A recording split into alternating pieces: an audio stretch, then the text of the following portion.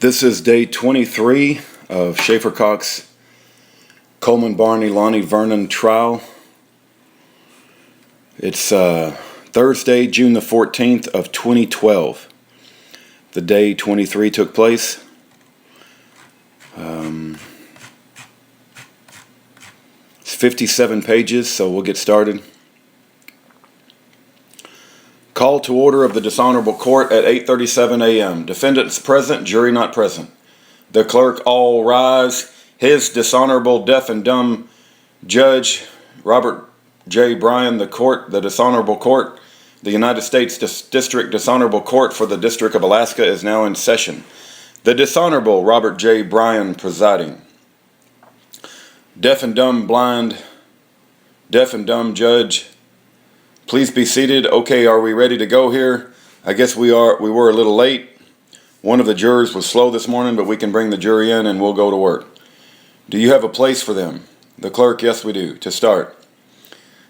It's the jury room right next door. The dishonorable court. Okay, fine.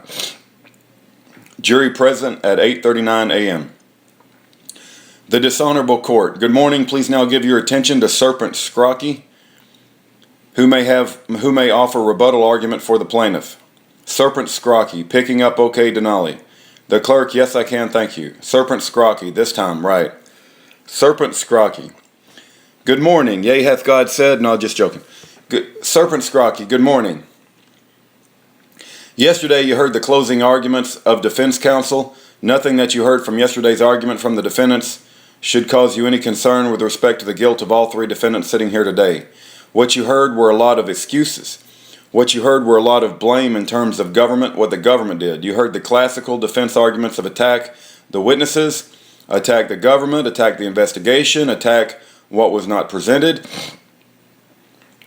all designed to have your attention drawn away from what was presented in this case. Over the course of the last 6 weeks, we've presented to you, guns for sure, not because this is a California case, but to show what was going on inside the defendants' minds in terms of what their intent was, what they planned to do, and frankly, the guns were an instrumentality. A lot of these charges and a lot of these offenses. Let me give you a couple examples. You don't see a lot of guns here today, right? We didn't bring in the whole arsenal of information here to persuade you to say, oh my gosh, you've got to convict these guys because they have a lot of guns. That's just one piece of the puzzle. This case is like a mosaic, right? We've got over 700 exhibits, and how many? 60 or so witnesses. Everybody brought a little piece of the story to tell you. So when you put all those little pieces together, you get a big clear picture of what's going on here. And I told you about that yesterday. What's going on here is the sovereign republic of Schaefer Cox. Guns play a part of that. And why is that? Because Mr. Cox sends texts to people about, hey, I got an AR with a grenade launcher on it. Mr. Barney put the grenade launcher or another launcher on his AR, used it at KJ&P. So guns are important. And with respect to Mr. Barney, they're also because in the car on March the 10th, when he's talking about grenades with Schaefer Cox, or talking about silencers and the devastation that 22s or how devastating 22s can be, he says, maybe we can make the silencer work and put it on my FN pistol. So we found an FN pistol during the course of this search and brought it to you just to confirm that fact. The 223, he talks about getting a silencer for that. We bring in the 223 to show you that too. Mr. Vernon wants a silencer for his SIG 223. Okay, so he's got a 223. We bring it in and we show it to you. All in terms of supporting what they say, what they did, and what they do to show you what their mindset is. This is one piece of the defense sort of attack. Let's talk about Bill Fulton piece and J.R. Olson piece. Here's the thing. As you guys know, you're not going to get somebody like Dr. Martin Luther King or Nelson Mandela or anybody else of that ilk running around Schaefer Cox. It's not going to happen. As you know, through evidence that we brought and the witnesses that we called, it's some of their own witnesses. Mr. Hume, remember him? Our nice old guy from the Troopers, about 80 years old now, in fantastic shape. Nice gentleman. Steve Cooper, fellow assistant U.S. attorney from Fairbanks, they brought him in too. Phil Clark, remember Mr. Clark? He was one of the guys that was initially one of the sons of Issachar, right? So those guys were pretty much the pillars in their Fairbanks community. He tries to get them to be mentors for his group. Indiscernible. And what happened to those guys? What happened to Adam Marchbanks? Mr. Barney tries to get him to be a juror. You know what happens to the Phil Clark and Hal Humes and the Steve Coopers and Adam Marchbanks when they find out, where all this stuff is going? They bailed out. Mr. Hume didn't want any part of it. Mr. Cox wants you to believe these were my mentors, and I wanted these guys to come and give me good counsel. But what did he do with that counsel? What did he do with those guys? Who could have kept him on the straight and narrow, What happened to Phil Clark, remember? Hey, just because you reject a bunch of old guys' counsel doesn't mean you're conspiring to murder federal agents. Incredible. Why does he even bring this up? I don't get along with some old geezers in my town, and so now all of a sudden I'm guilty of conspiring to murder federal agents? You know what happened to Phil Clark, remember? Major, captain, corporal, sergeant, private? The guy offered up his property. The guy gave him money. The guy gave him free training, because of a decent purpose. Second Amendment task force, things like that. And what did he get for it? He got kicked out. Hal Hume was like, I don't like where this is going. He left. There's a claim by Mr. Cox, Steve Cooper's a mentor to me, right? So he has lunch with Mr. Cooper a couple of times, and Steve Cooper comes in here and says, hey, stick to your constitutional rights arguments. Don't get sidetracked like the Michigan militia folks. Don't develop a list like they did. Did he do that? He didn't do it. So there's no mentor relationship. Mr. Cooper testified if he wanted to be a mentor or a mentee, he'd take my advice, right? And would have listened to it. But he didn't do that because the sovereign republic of Schaefer Cox was more important to him. So how does this sort of translate into the Fulton and Olson issue? So it's not a far stretch for you folks to understand. Tactics come into trials. Who do you want to call first? How do you want to lay out your case and everything else? So Bill Fulton is a total red herring. Bill Fulton never really had anything to do with Mr. Cox except for this exchange up at Blondie's Far North Tactical, right? In June of 2008. He wants you to believe that after that exchange, the thing with Les Thurby, that he ran to Ron Wall and said, hey, I got a problem with these guys in the militia. But the timeline's off, see? Because Wall says, Schaefer Cox came to me in May of 2008 before this. That's what his testimony is, that even the event at Blondie's, as you know, happened in June of 2008. So they call Bill Fulton, right? They call Aaron Bennett. We have Mr. Olson on the stand for a couple of days. Any questions posed to them about this? No. Any cross-examination about this 241 thing coming from you, Mr. Olson? No ample opportunity to ask those kinds of questions. Never happened. I mean, did Aaron Bennett? Same line of questions. Didn't happen, right? Fulton's up on the stand. Any questions about, weren't you the guy here working on this 241? Did it come up from you to Olson down to Schaefer Cox? Didn't that happen in February meeting at the militia convention? Didn't happen. The only time that popped up is after these guys were all off the stand. Schaefer Cox gets in the box and says it came from Gerald Olson, but then it came from Bill Fulton. That should tell you in terms of, tactically that plan popped into his head and on the stand. There is no evidence in these recordings to establish that. There isn't a scintilla of evidence in those recordings. There isn't a scintilla of evidence on the stand except from him. So you saw how he testified. You heard what I told you yesterday. To find that to be true, you're going to have to believe him. And that's something you guys are going to be able to do. It's not something that you should be able to do because the evidence doesn't support it. We've got this. This really is just a sideshow to what's going on here. Even if it was something of import, let's assume that it was, right? Let's just take that for face value. When you're back here going kicking this around, well, maybe it did happen that way, and what if it did? Does it matter? Do you ever hear him saying this is a bad idea? Did you ever, Mr. Barney, saying this is a bad idea, right? Nobody ever does. So assuming that it is face value, it doesn't matter. There's no entrapment here. That's the biggest, boldest lie I've ever heard in my life, Serpent Skrocki. You can't have government informants infiltrate your close circle of trusted friends and start proposing to murder government agents. That's called entrapment. And not only that, they never agreed to any plan like that, and they never acted on any plan like that. You're a biggest liar. Justice is going to be hell for you, Skrocki, when justice comes upon you for all the lies that you've told and the lives that you destroyed. So then there's a lot of discussion too yesterday about, this 2-for-1 thing. We really had a trial about that. But again, this is sort of wrapped up with Mr. Dooley's government conspiracy. And boy, you better be careful that doesn't happen to you, because you've got these things in your home can be determined as weapons and all this other stuff. It's like, well, take a step back for a second. You know, the law requires a couple of things. One is that we all have things in our home you could make weapons out of, but you got to have intention to do so. You got to make it into a weapon. Just because you got some bleach and some other things you can use, you got diesel fuel. You know, I got a boat. I got diesel fuel in my garage, and I got fertilizer. They're sitting in the same garage, right? Does that mean I got ammonium nitrate bomb in my garage? It's like one's for the law and one's for the boat. Okay, but we have talk like this guy, and you go, I want to tap it, I want to fuse, I want some black powder, and I've got the grenade bodies to use it. You know, the changes the dynamic. Frankly, I got a list of all the things that involve Mr. Cox and either grenades or grenade launchers that has been presented to you already. So there's more than 10. November 23rd, Plains, Montana speech. That's the one where we're talking about. I've got a highly trained 3,500-man militia. It's not the solution speech. There are two different things. Those are two different things. The Plains, Montana is the one that got the FBI concerned about what he was saying because of militias got claymores and rocket launchers and things like that. So 11 of 2009, Plains, Montana, November of 2010, in the pre-KJNP brief, November 2010 Hornet's Nest on the AR, the top of the stairs text, the 1st of January 6, 2011 radio conversation, which you heard, February 4th, the militia summit meeting where he talks about, I want grenades with, we put ALS fuses and black powder, the February 12th 241 meeting, 8-second fuses and shrapnel. Mr. Barney's present to hear that, and we'll just send shrapnel flying, the more powerful explosive. February 22nd, a note to Mr. Nichols about his launcher. February 26th, a missing launcher and a hornet's nest.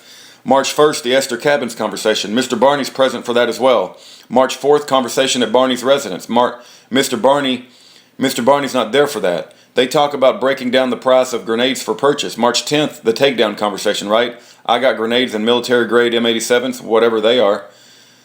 Nobody says we don't want those. And on March the 10th, the post-arrest interview. So those are the list of conversations that you have with Mr. Cox concerning, you know, grenades and grenade launchers. This isn't a case where the FBI came in and just swooped in and said, oh, geez, you've got all these things because you're saying all these bad things that we're going to make an example of you, right? You don't have that here in front. Yeah, we do. You don't have that here in front of you, big liar. You know what you have here in front of you in a situation where people make choices in life, and Mr. Cox, Mr. Barney, and Mr. Vernon made a lot of choices. You know what, Serpent and Skrocki, they never made choices to murder any federal agents, which you're the dang liar. You're the one making a choice to lie about them and ruin innocent lives, to destroy families. And the choices they made weren't good choices.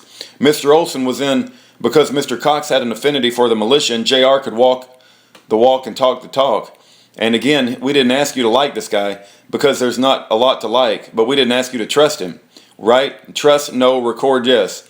So you've got all these statements on these recordings, 5 hours out of 100, and what you can infer from all that is like, well, you know, Olson was with these guys every day. You know he wasn't. So we see how they talked when they are in the mind frame of talking about whatever you can. You know, pick your topic. Silencer, you know, the Silencer 101 lecture, the Grenade 101 lecture, 241, whatever. You can go back there and listen to how they talk and what they said, you know, when they're talking, when they think they're in private. Hey, you can't say that just because of what they said in J.R. Olson, that's what they talked about when they weren't with J.R. Olson. That's another dang lie. Hey, you know, what a liar, Skrocki. You're the biggest liar I've ever met in my life. I bet you're the son of Belial, son of Satan. What also that leads you to conclude and think about is what are they talking about when Olson wasn't there? You jump into conclusions. You see what he's saying? He's saying we've recorded him say a few things in front of Mr. Olson. So just imagine what they said when they weren't in front of Mr. Olson. And because you can imagine that, let's stick the man in prison for 26 years. Oh, I can't wait till your trial comes, Skrocki. Think they were talking about going to work for the Boy Scouts and Girl Scouts? I mean, do you think they were talking about, you know, how were they going to diffuse this situation? You know, they talk about all about advancing the plan. There was no talk about, at least on the recordings, hey, let's throttle back a little bit and maybe diffuse this. Hey, you think I'd like to pull a Gandhi, not a Rambo, means let's throttle back? You know, there's nothing there on that. That's a lie. So what are you seeing is just really a small piece that leads you to conclude like this pretty much what these guys talk about all the time, right? Guns, weapons, things of that nature. I want to address a couple of things about the charges or the claims against the investigation. Mr. Traverso sort of alluded to that, Schaefer Cox's emails and all this other stuff were read. Every witness who came in here, every law enforcement witness, FBI trooper, Fairbanks PD, take your pick, all the stuff you're going to see back in the courtroom was obtained by a search warrant, right? Passed out by a judge. There's no surreptitious anything here. Recordings were made lawfully, not in violation of law. If they weren't, you wouldn't be hearing them. So don't take that back if you're thinking there's some sort of, wiretap or things that were recorded unlawfully, because that's not the case. There's aspects of, claims of this government engineering all of this case, all designed because Mr. Cox is so important and said so many scary things that, the government had to get rid of him, silence him, that type of thing. Frankly, folks, Schaefer Cox, in this respect, is no big deal. Hey, Skrocki, you going in for the kill, ain't you? You going in not only to destroy the man's life, but to destroy his reputation? Hey, Skrocki, justice is coming. There's thousands of them out there on the internet talking everything else. I mean, if you think the government was so concerned about what he said with respect to these speeches, then we went to this effort to silence it, Then there's talk about government engineering because of Agent Klein and Agent Espeland. They've got subpoena power. If they wanted to hear from those folks and you hear it, they could have subpoenaed him too. Could have subpoenaed both of them and put them on the stand just like Agent Westerhouse. This is not a case of, oh my gosh, the guy says such volatile things that he needs to be silenced forever. He had choices too. He could have gone down to Fairbanks in the central square of town and just talked as much as he wanted to. He could have turned himself in. He could have taken the hit. He could have gone to jail, but instead, what does he do? Guys, you guys go to the concrete camp. I need a couple of guys to go to the concrete camp. I'm not going to the concrete camp. I'm going to run around. I'm going to take my wife and kids and I'm going to run around so I don't get caught. But everybody else can go out there, can take a hit for me because I'm too important. For one thing, that's not what a leader does. Somebody who's narcissistic enough to not take the hit does. And he's got people to help him do it. And they're sitting right here because he's maneuvered himself into being so important that he has to stay free. You didn't hear much from Mr. Traverso yesterday about Mr. Cox's statement with grenades and C4. They came from him. We skipped over all of that. So what he's asking you to do is to say, because this is a First Amendment case, is cut my guy loose. And as you know, it's not a First Amendment case. This is a weapons case. It's a conspiracy case. It's about developing the sovereign republic of Schaefer Cox and Fairbanks. Don't forget the police force and the court system and all these other things I talked about yesterday. And I think you heard enough of. So let's talk about Mike Anderson, okay? Remember Mike? Mike's an interesting guy. Got his own belief system, self-described anarchist, that's fine. There's allusions by Mr. Dooley that were kind of troubling, that somehow we messed with Mike Anderson's head. There's nothing illegal about what the government did with respect to Mike Anderson.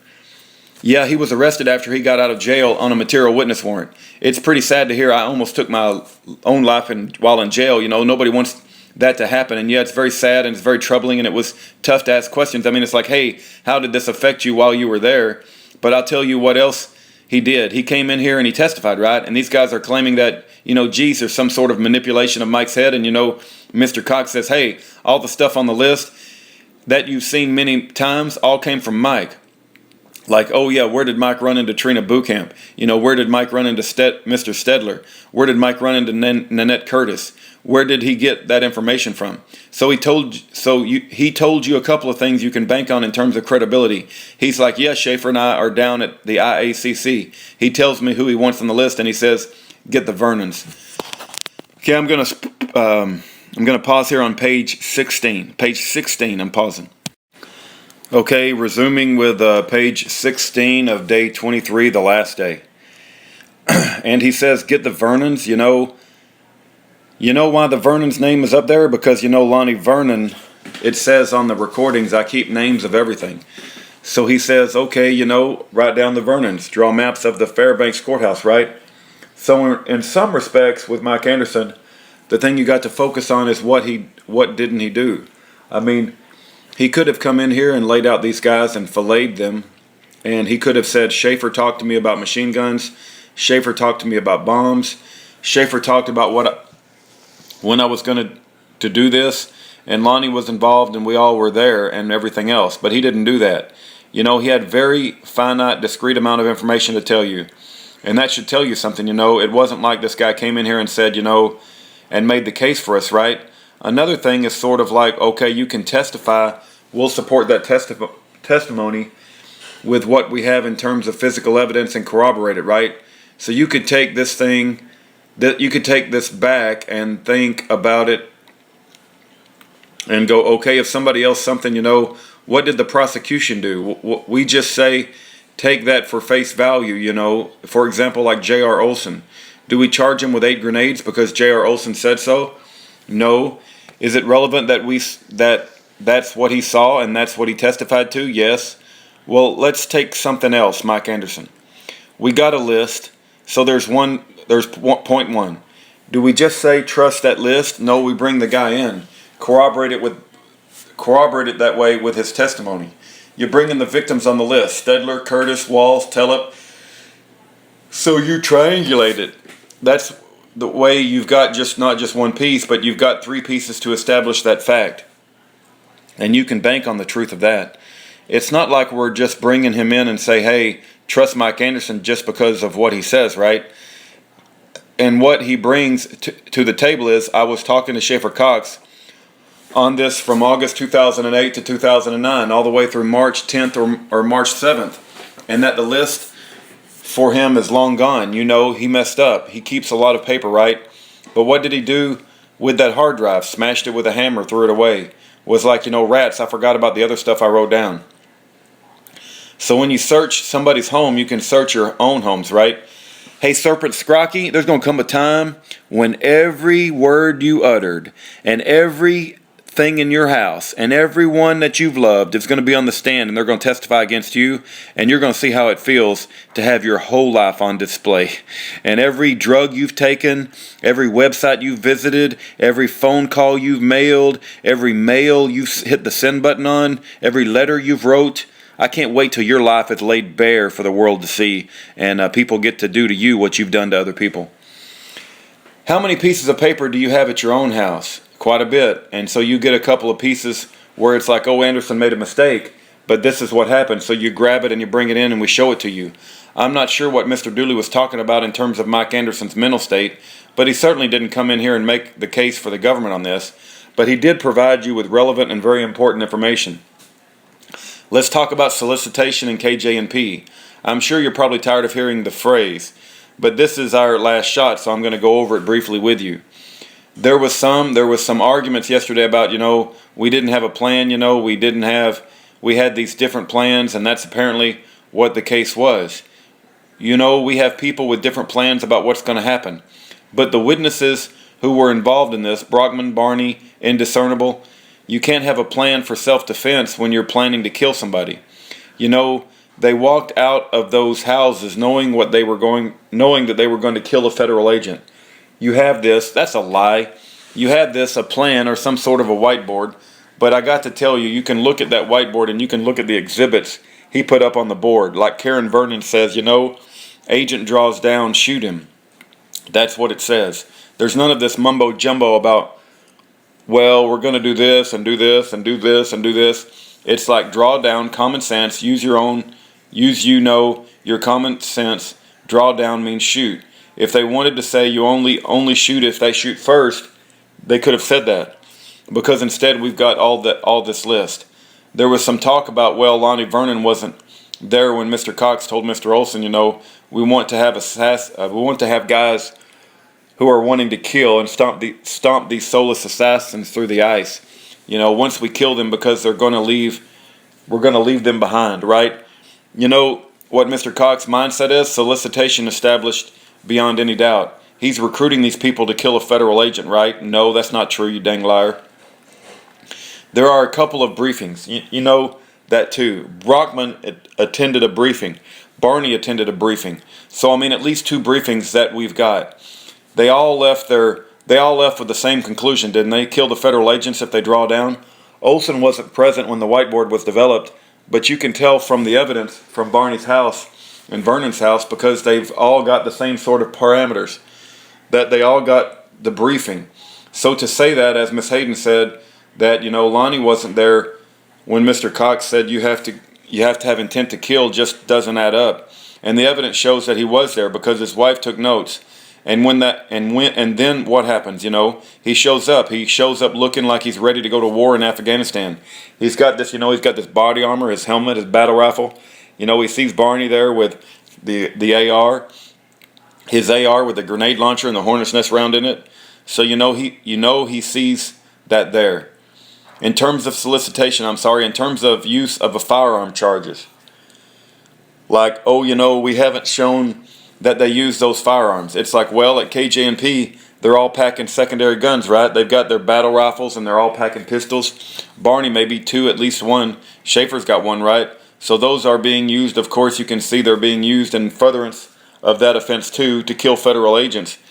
I don't know when they would probably have pulled them out, since they all had like 140 rounds of ammo in their assault rifle. But they're definitely there for that reason. When Mr. Barney always carries his or not really is irrelevant. And we'll talk about Mr. Barney's excuses at the end of the summation. But whether he carries it all the time, it doesn't matter. He's carrying it on him because we're going to be confronting federal agents. Everybody left those houses with the understanding they're going to be confronting federal agents at KJ&P if they showed up. And if they did, they drew down, they were going to kill them. Mr. Barney wants you to be scared. He quotes Lord Nelson at Trafalgar. England expects every man to do his duty.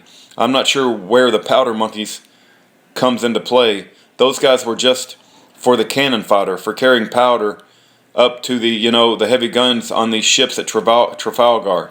But you're going to do your duty. That's, your duty is to follow the judge's instructions. And that's really sort of the linchpin of what you're going to do back there. Is you're going to have the 60-some pages of instructions, and that's what you're going to have to follow, and they're pretty clear. And all three defense counsel to some extent said, hey, it's sort of another shift in defense strategy. We didn't have a conspiracy amongst ourselves. We had a conspiracy with J.R. Olson. But that's not true. If you just want to take one piece of this whole thing, you look at what happened on February 4th, Mr. Cox sends Vernon and Olson down to the militia convention in Anchorage, and the purpose is to get grenade bodies, right? And while down there, they do that, and they want to get 50. They bring that news back, and it goes from there. It goes from Cox to Olson to Vernon down to Fulton. They bring the information back to Cox, right? And he says, okay, let's go. Then he uses Olson to maneuver and negotiate for more grenades and talk about prices. And we end up at March the 10th. Mr. Barney's present for those conversations. There's no conspiracy just between each of these three defendants and J.R. Olson. It doesn't work that way, right? That from the evidence in this case, they all know each other, what each is doing. Even in terms of the silencers, Vernon's down there getting a silencer on March the 4th. He brings that news back, conveys it to Barney, right? And then Barney talks to Olson and says, hey, I'm getting, Vernon's getting the silencers. Olson says, no, I'm getting the silencers. And then he and Schaefer and Coleman have a discussion. He's like, yeah, I want one of those too. Then we end up with a truck on March the 10th with the grenades and with the silencers. So with count one on the conspiracy count with respect to, the hornet's nest and grenades and the silencers, you really have three choices in terms of what that conspiracy is.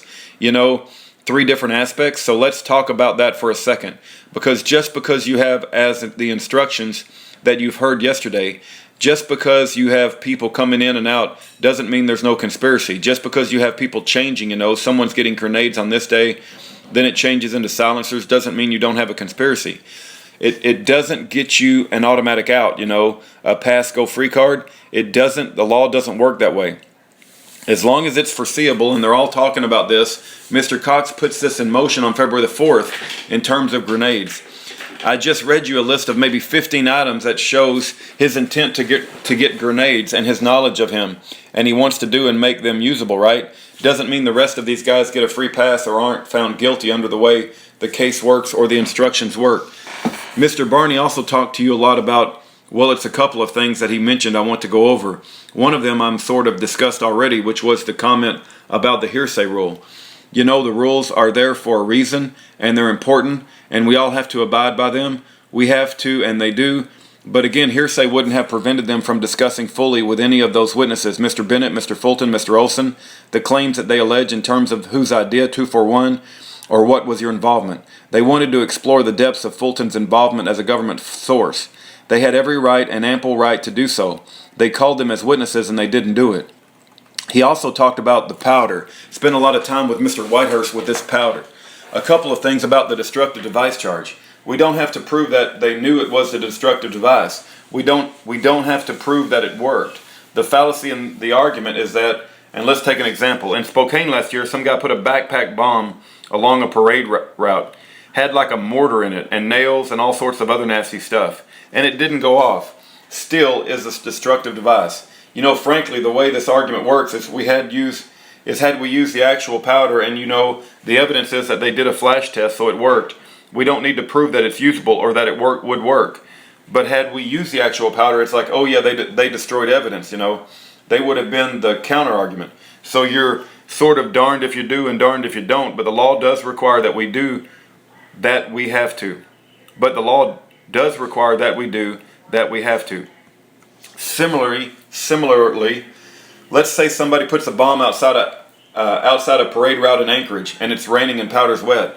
Does that not make it a destructive device? It doesn't, right? You just can't say, oh, you know, what if they designed the timer improperly?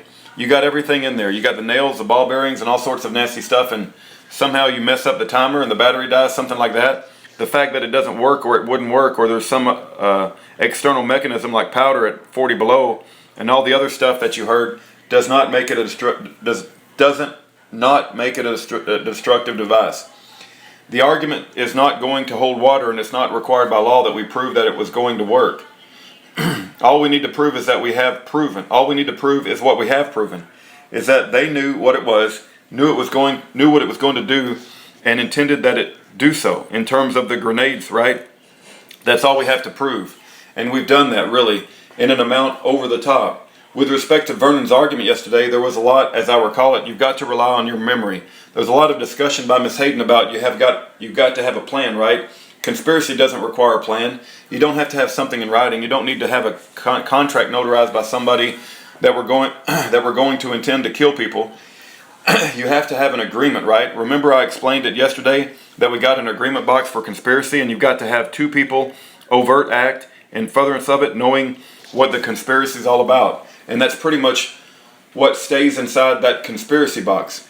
You don't need anything more than that. Lonnie showing up in his battle gear is clear and really irrefutable evidence of his understanding of that plan, especially when you combine it with the evidence that was found in his house concerning the instructions of what's going to happen at KJNP. And let's not forget that we're dealing with two different events, right? One at KJNP the morning before at the Rabinowitz Courthouse in downtown Fairbanks. So you really would have some sort of two quasi, you can call them what you wish, vigilante type or whatever, security details going on in Fairbanks on the 23rd. Can you go to the second, please? Serpent Skrocki. The exhibit's kind of interesting. It shows, well, I guess it shows a couple of things. It shows the sort of flippancy that these folks seem to think this is all about. It's not all that serious. You know who made that silencer and attached it to that gun, and you know who shot it in front of Mr. Barney, right? But we have all their signatures there. You know, Mike Anderson signed it too. No doubt that happened while they were in jail. I'm sure they had a lot of time to talk about it and talk about this case while they were there. But it does show certainly the agreement and understanding. It's like, okay, yeah, we'll sign this. This is kind of fun, but we're not talking about fun here. I mean, this is really kind of deadly serious, right? Next slide, please. Miss Hayden yesterday gave you this sort of Mount Olympus version of reasonable doubt. And you had to climb the steps, you know, and it kept going, and you keep going and keep going. Well, you know, you can find that on any public defender website in the country. It's not what the law requires. Miss Hayden, objection, Your Honor. That's not in evidence, it's commentary. The dishonorable, deaf and dumb court Judge Robert J. Bryan. Yeah, that you can disregard the comment about the source of that information. Serpent Skrocki. In any event, it's not what the standard is. You really can't, as I told you yesterday, you really can't break down where the tipping point is in terms of reasonable doubt. And that's why it's such an interesting, and I wouldn't call it maybe perfect, but it's a real interesting concept, because each of you have your own version of where that lies. And so you're going to go in a room and you're going to try to figure out, you know, where is that tipping point? And the instruction is what you have to look at when you get in there. And that instruction is, you know, is based upon common sense, firmly convinced, right? Not beyond all doubt, like the Mount Olympus approach. But I know you're going to go in there and say, hey, you know, where is it going to be? And you're going to find your own level of comfort based on the evidence that we presented to you.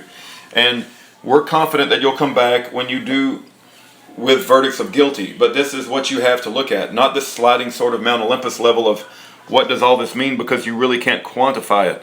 And I'm not going to sit here and say, here's what we think it is, because that's not the right thing to do as far as, where the evidence is. I want to say, we have enough evidence that's really insurmountable, but where reasonable doubt-wise, it all lies with you. It all lies with all of you. Nobody else. Next one.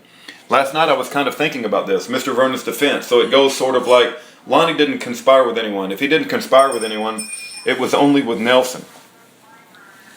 Let me read 2 more pages, babe. It was only with Olson.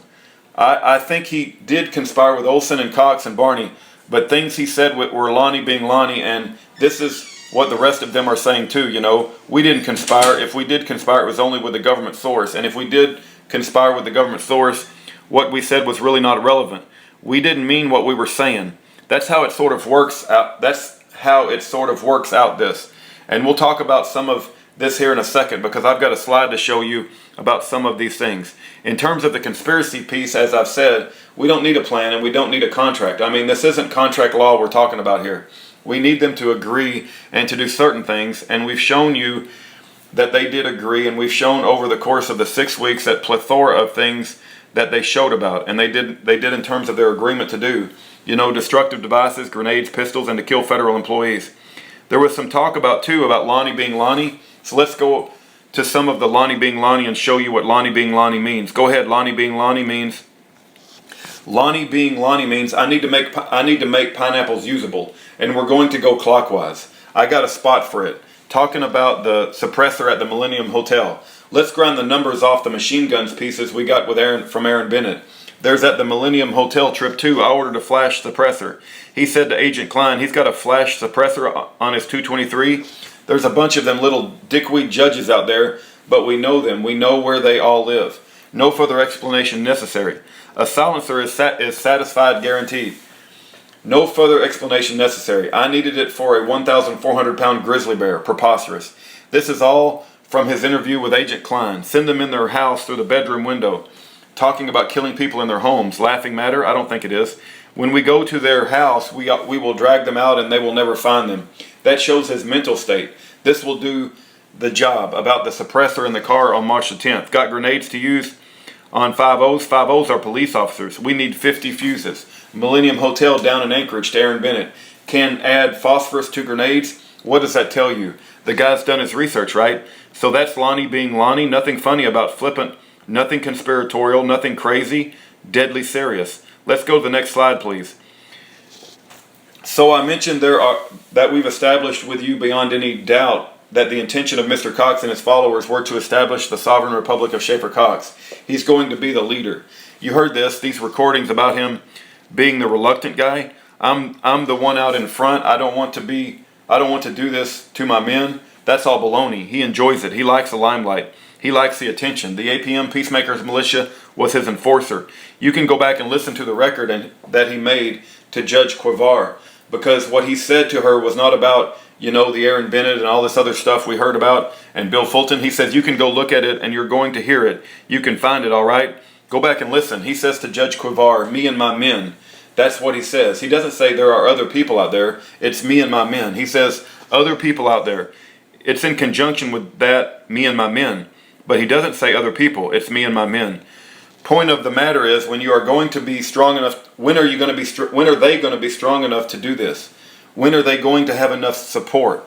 And Mr. Barney echoes that with him. He's trying to be quiet. He's trying to be the quiet guy, and it's like, hey, I wasn't into this. But you never hear him retract. You never hear him go away. His point is like, we need to make this turn this into a bluff, from a bluff into action. That's somebody who signed on to doing. Okay, I'm going to pause here on page 31. Pausing on page 31 of day 23. All right, picking up with Serpent Skrocki's closing arguments. Day 23, page 31. That's somebody who signed on to the training as it leaves the station. This is not somebody who's going, hey, not for me. He's not Hal Hume. He's not Phil Clark. He's not Steve Cooper. He's not these other guys who all bailed and said, you know, this is not a really good idea, right? That's not what he did. Next slide, Sean. Okay, first of all, nobody had a conspiracy to murder federal agents. And you know, nobody here is saying that the family side of Coleman Barney, the business side of Coleman Barney, the community side of Coleman Barney is a bad person. But people make choices in life. And there is a degree of ironies, is not the right word, but it's a double life. And you know what it is? Because there's one side of Coleman Barney you would never expect this to happen, right? Let's just be honest about it. I'm not trying to pull the wool over your eyes and say he's a domestic terrorist. You know, there's one side of it, you go, how can this happen? It is, people make choices, and he bought into it. I mean, that's what the evidence establishes, is that he bought into it. And Mr. Dooley's talking to you about the dad Coleman Barney and the community Coleman Barney and the businessman Coleman Barney. We're talking about the other guy that you saw through the investigation in this case. The guy who harbored Schaefer Cox. The guy who sits there in the grenade conversations. The guy who sits there in the 241 conversations. And all those other things. Maybe there's a political side of him. There's something in his head that said, hey, this is the right thing to do at this time. Okay, fair enough. But those are the choices that people make. And so in this respect, you know, in terms of what does he say on the stand to you guys, you know, let's go clockwise again. The Assembly Post was responsible for, you know, a couple of things. KJNP, you know, the common law court. But who did the organizing? He did. Who called all those people? He did. You know, we're at the cabin on March 1st at Esther Creek. Esther Cabin, you know, about the grenade talk. I didn't hear it. I heard maybe the tail end because he got to admit that. I heard the tail end of the conversation because he whips up and says, hey, that's $800. Oh, that's his voice, you know. He had to admit that to you. These are all just words, you know, but it felt uncomfortable with him. Apparently not uncomfortable enough to do Hal Hume or Phil Clark or Steve Cooper, or at least advise his commander in a very affirmative way that this is not the way to go, right? He's interested in it. I mean, he said so. It was like common law stuff. Yeah, I'm interested. So, of course, you know, let's go to the JR piece. You know, he's looked at all the transcripts. He's got all the numbers about how many times Olson said this, that, or the other thing, and that's fine. But, you know, we don't dispute that. Olson was asking these questions for a reason. Because, you know, people learn. Law enforcement learns. And law enforcement's job is to protect people. To protect them and protect people who might be hurt by this. Not even just this. People on the list, you know. Lonnie Vernon's recording is like, no, I'm going to go ballistic on people. I am mad.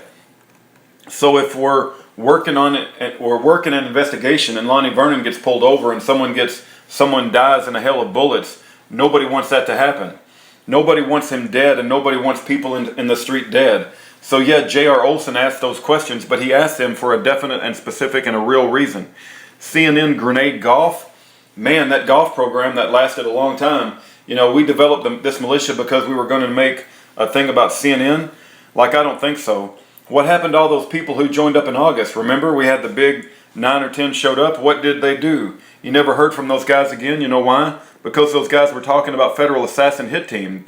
They're going, what? I'm not signing up. I'm done. The awkward moment.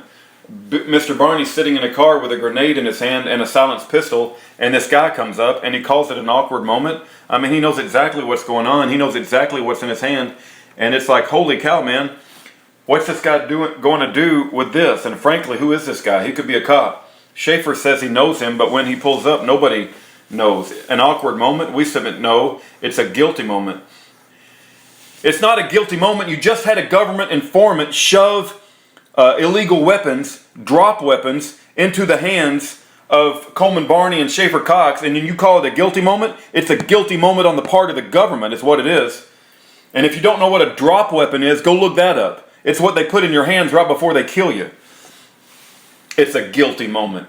It's not an awkward moment, it's a guilty moment. He doesn't say, hey, aren't these neat? What do you think that guy would have done, right? But then this Fulton thing, I've already talked to you, you know, he blames Bennett and Fulton too, just like everybody else. Egypt, we're interested in Egypt because of what's going on there and the pro-democracy movement. You know, where you're free to have a pro-democracy movement. This is why we're doing this, because of the events in Egypt. Egypt doesn't really come up in the recordings that you hear. No harm, no foul. A lot about, I can afford to pay the tax, I can pay my $200. This is just a paperwork violation. So this is why I didn't do it. We talked about this yesterday. Mr. Barney had ample opportunity, had he wished, to do this the right way, as opposed to a guy under the table off paper order him up anyway. Remember in the truck, he's saying to these guys, hey, I can get order those silencers. They're 6 to 10 months out. Order them up anyway. Curiosity, I was curious about the whole common law thing. His involvement in this and the things that he did show much more than curiosity. It shows a buy-in to the program, and I'll explain about that in just a minute when we finish up with Mr. Barney's slide. I didn't want Mr. Cox to feel like I was abandoning him. Well, he didn't have to do that, but the logical piece to this would have been, hey, Mr. Cox or Schaefer, I don't like what you're saying. You got to put a stop to this. You got to get your life together. We got to man up. We got to go to jail. Go deal with your problem. Take care of your family and let this all resolve itself as it should. But that's not part of the program. That's not part of the Sovereign Republic of Schaefer Cox, because this is going to be a challenging piece. Ruby Ridge. Here's the thing about Ruby Ridge, it was a disaster. No one doubts that. We're not here saying that it wasn't. But the thing is these guys went out looking for it. Ruby Ridge situation, the guy was at home, and these guys collected their own group of, call them what you want. They weren't mercenaries, but they are certainly armed to the teeth and running around in the public realm. This is not a Ruby Ridge. Curiosity piece, before I move off this slide, perhaps the most compelling in a personal tone of the testimony that you might heard here in the trial was from Sarah Thompson. Sarah Thompson came in and had a hard time controlling herself because she knew the old Coleman Barney, and she saw that he had turned into, or where he went in terms of his police system. He tried to talk her into the sovereign citizen stuff. And what did she do, She tried to warn him. She's like, Coleman, you got to stop doing this. This is not going to end well for you. And she was scared, She's not a government informant. She's just a person who, after the Barney family, God bless him, brought them into their home, to help her out. And so she brings to you a real-life personal connection with her and Coleman Barney. As she tried to talk him out of it. But his convictions were so strong, it wasn't going to matter, and it didn't matter. So what does she see? What happens with Sarah? She says, look, yeah, I'm freaking out. I got 2 kids in that house, and he's running around with Schaefer Cox. I see him with a couple of guns. Mr. Dooley made a big deal over this. Like, she didn't say machine guns. She was asked to clarify semi-automatics. Those ARs that we saw, right? Okay, fine. You're trying to buy them. But that scared the heck out of her, so much so that she buys tickets for her sons on March the 10th. They fly out just in time. I mean, the woman had a window and a prescient moment in terms of what's going to happen here. And that's what she told you was, they're pushing it for better or for worse. But that's a choice that they made, not because the government was pushing them. Oh, you don't think the government was pushing them for 2 years? You're a serpent liar, Skrocki. Your whole closing argument is one big lie after another, not because the government is pushing them. What do you call it when you send in 4 government informants and try to provoke somebody to violence over and over and over and over again? Not because the government wasn't pushing them. They made those decisions themselves. So she's probably the clearest window on what's going on in Mr. Barney's head amongst anybody, and tried to talk him out of it. But he wasn't listening, or it didn't sink in, please. But a couple of slides on Mr. Cox. Let's start at the 12 o'clock position. Grenades are cool and fun. We know that's not true. The silencer, I didn't know the law. Okay, here's a guy who's filling all his paperwork against the state of Alaska, people. He's got a de jure grand jury. He's a constitutional scholar. He talks about this in all of his speeches.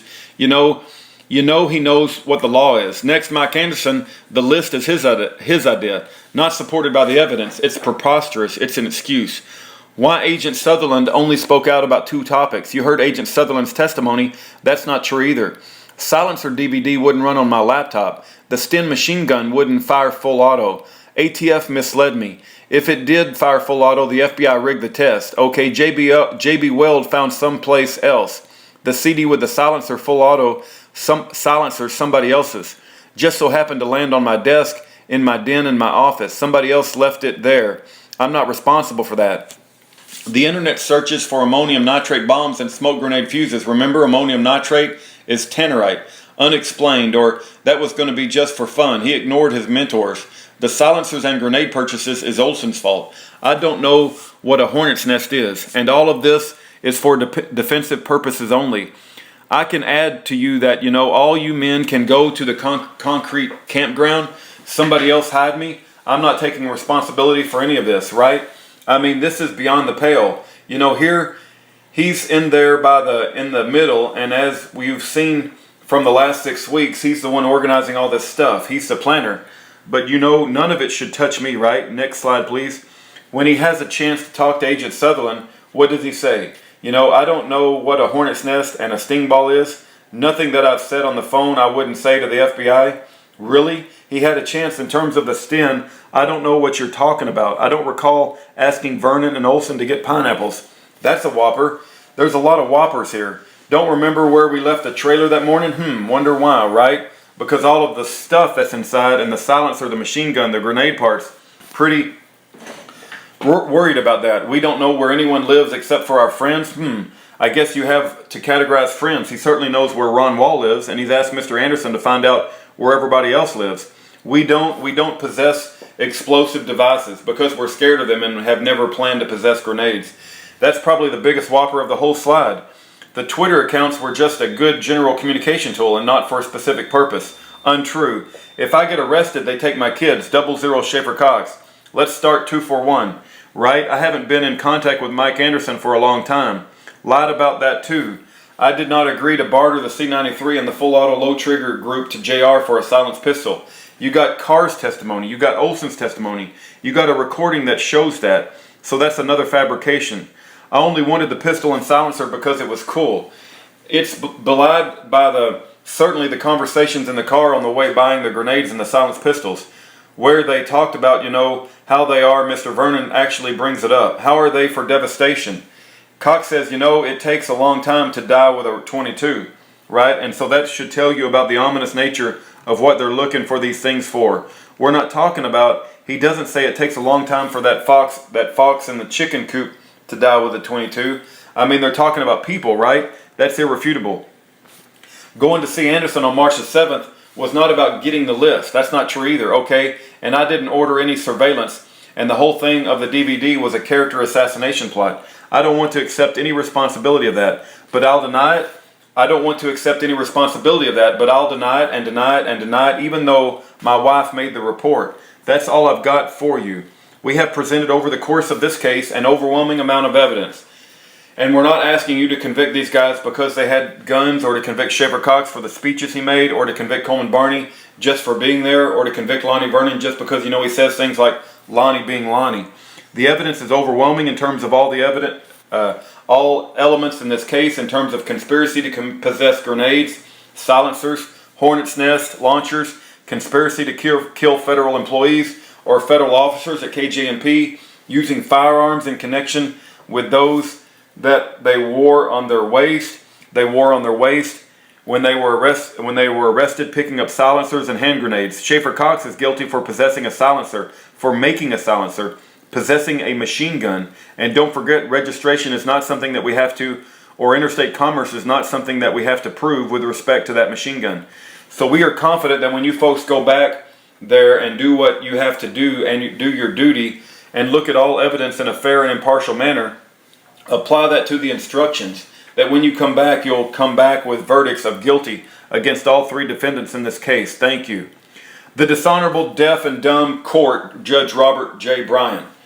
Counsel. Now, ladies and gentlemen, there are a number of things I want to go over here. First, I want to tell you that we're going to put you in a different jury room to start your deliberations, and Denali and counsel will bring the exhibits into the jury, your regular jury room, and then when they're all in there, then we'll move you back into that room. So you can start without the exhibits, but they will be with you. Then after a short time, in regards to exhibits, I want you to know that as a matter of custom and practice, we will not have in the jury room with you the ammunition that has been admitted in evidence, nor the money that has been admitted in evidence. If you want to inspect those items closely, and send a note out, and we'll arrange for you to see those things.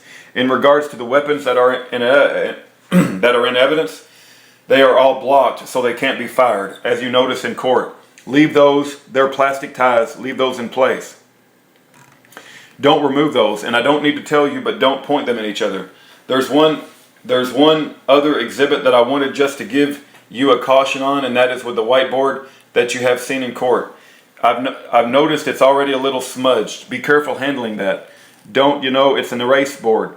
Don't erase anything on it or allow it to get further smudged.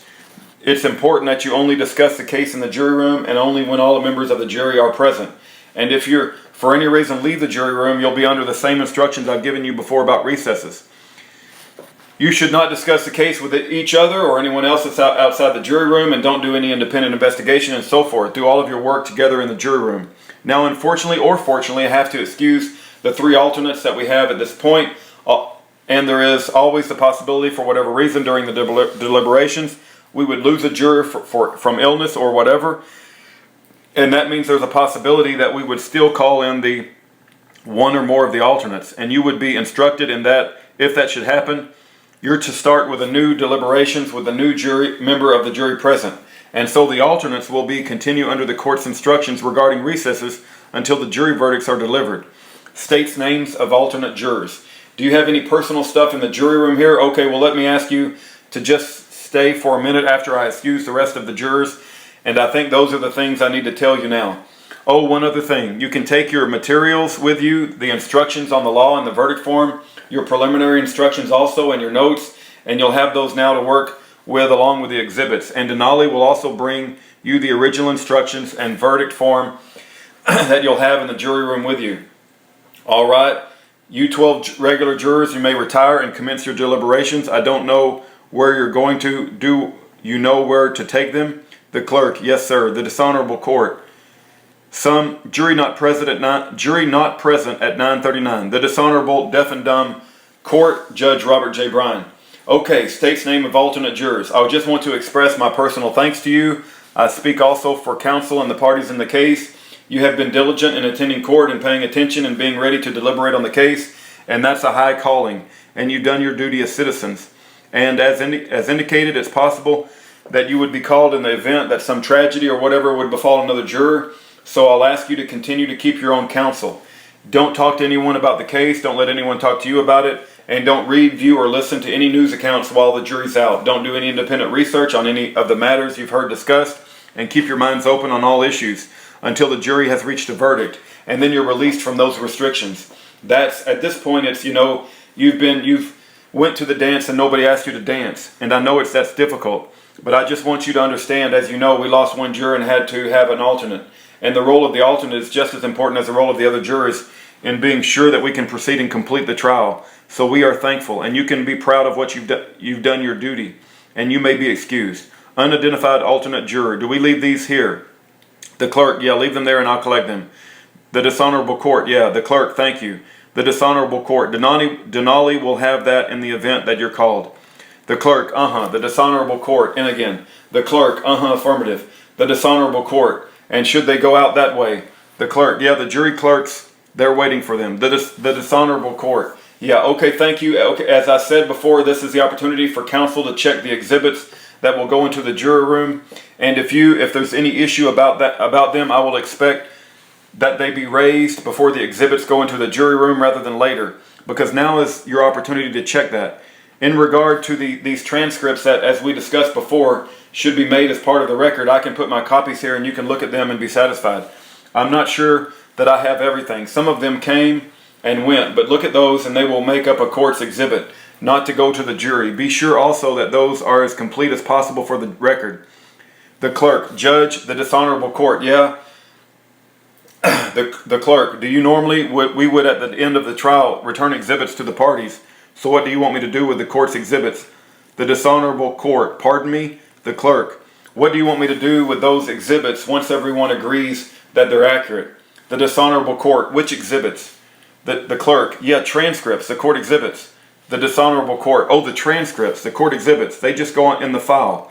The clerk, okay, the dishonorable court, in the court file, the clerk, I'll scan them and file them electronically then, because the court, well, the dishonorable court, well, the clerk, we don't have a court file anymore.